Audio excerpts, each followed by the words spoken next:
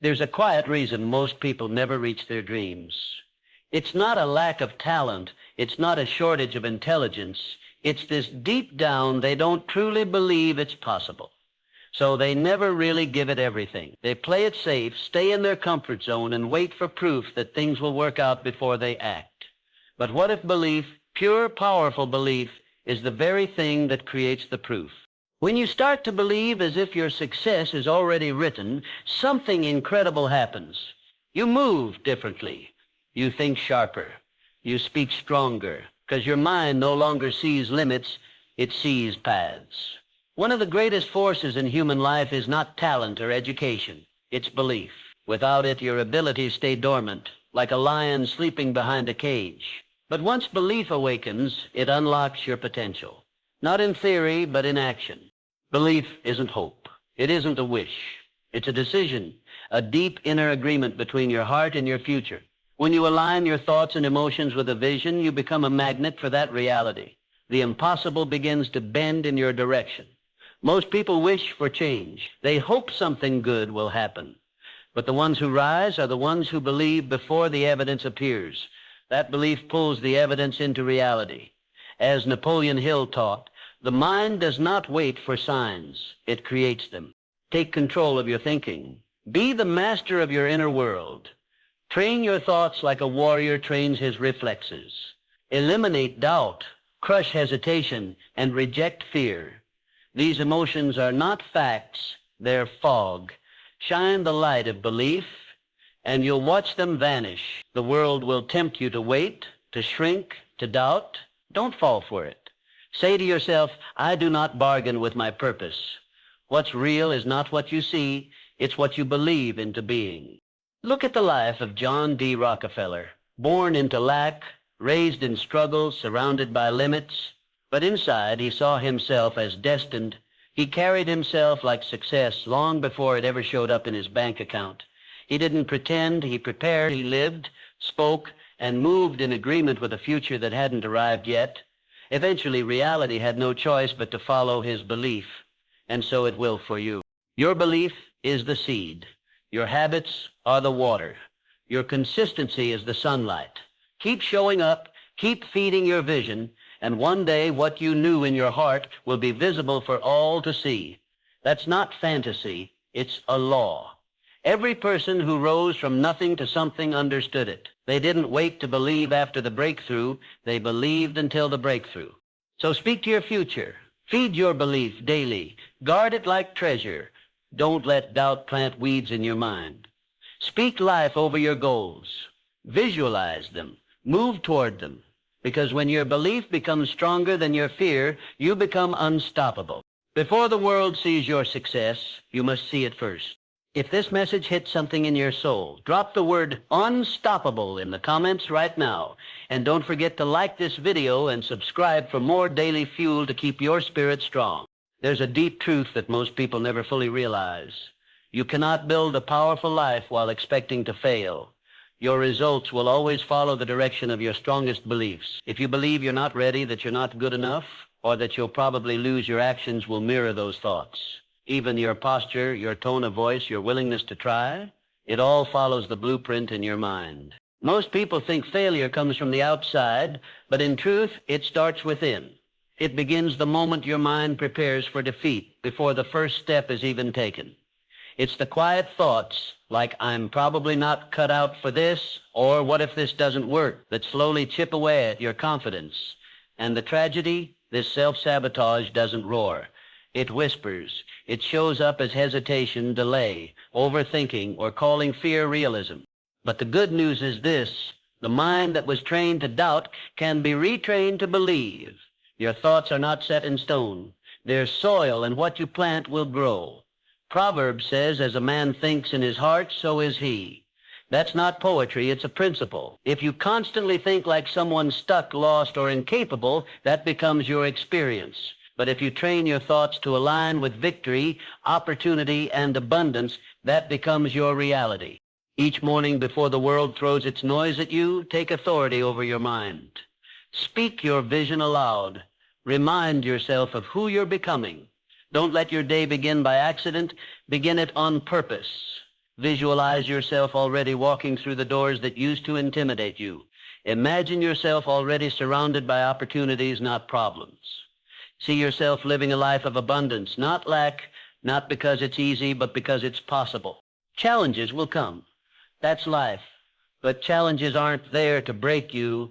They're there to build you. Don't treat resistance as a reason to retreat. See it as a gym for your belief.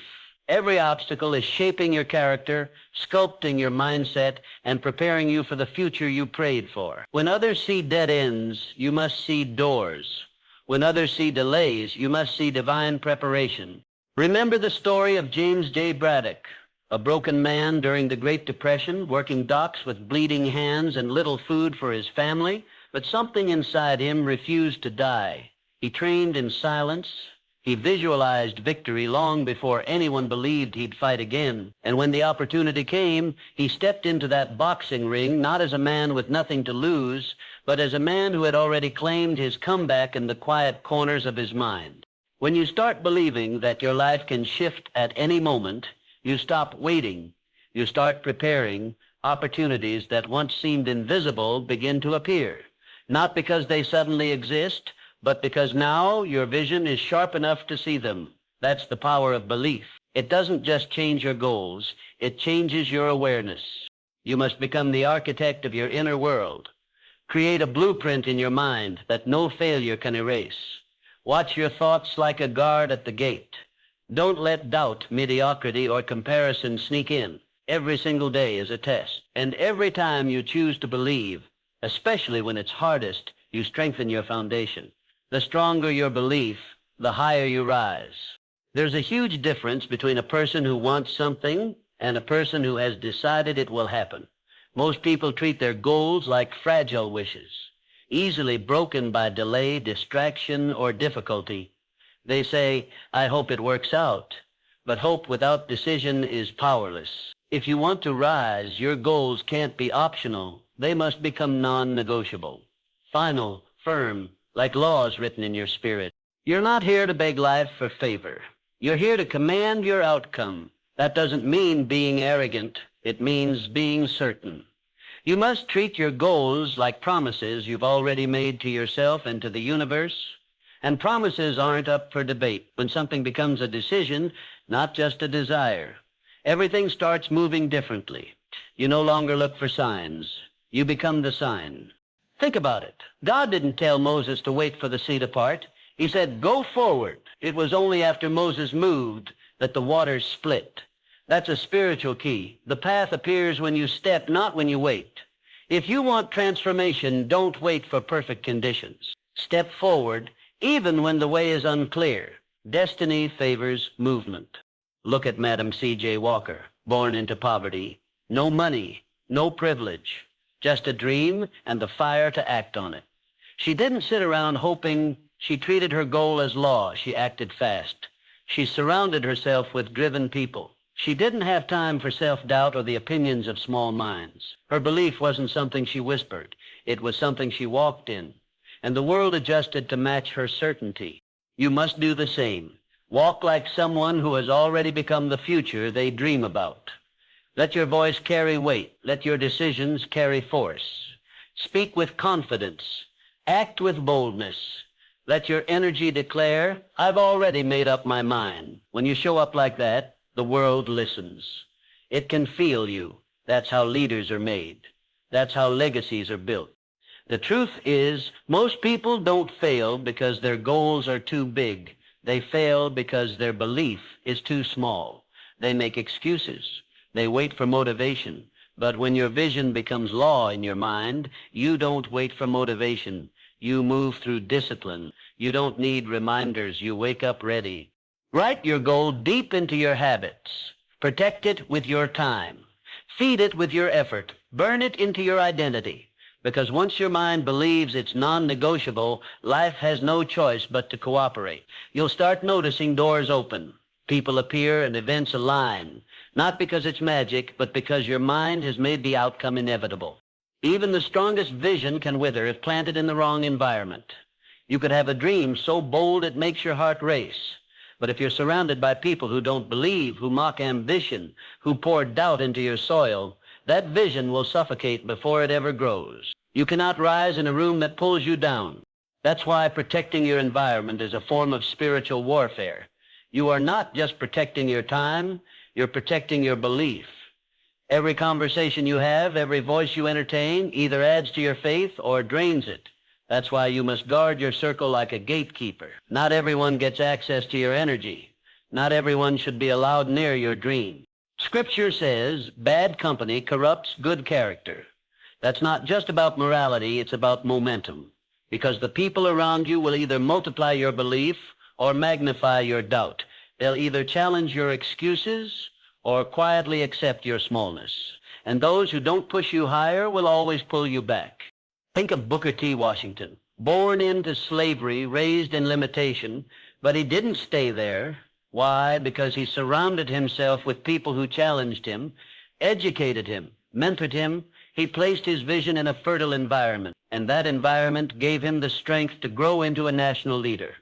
His dream wasn't a solo act. It was rooted in a strategic circle. You need that too. Look around. Who in your life speaks to your future? Not your past. Who stirs your greatness instead of triggering your fear? If someone consistently makes you feel small, doubtful, or stuck, they are not helping you. They are hurting your future, even if they mean well. Remove the voices that keep planting fear in your mind. Do it with love, but do it with clarity, and replace them with voices that see the fire in you, even when you forget it's there.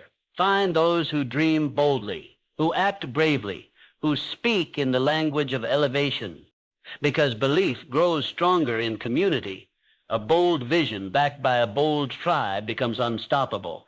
When your energy is surrounded by others who refuse to settle, you begin to operate on a higher frequency. Their strength becomes your fuel. Their faith becomes your mirror. Their standards become your baseline. Plant yourself in places where your dream isn't too big, it's just the beginning. Because belief isn't just personal. It becomes powerful when shared. You are not defined by what happened to you. You are defined by what you do with what happened. Most people carry their past like a prison sentence. They rehearse old wounds, replay past failures, and relive moments that made them feel small. But champions don't do that. They reclaim their story. They take what was meant to break them and turn it into the very fuel that builds them. Your past is not your identity.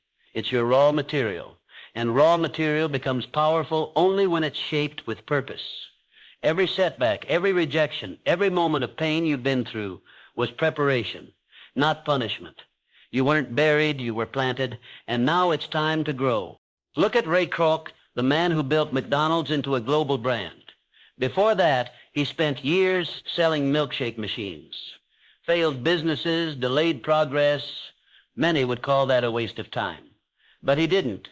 He saw every moment as training, and when his opportunity finally arrived, he was ready. Why? Because he never cursed his past. He used it. You must begin to do the same. Stop retelling your pain like it's your ending. Start mining it for gold.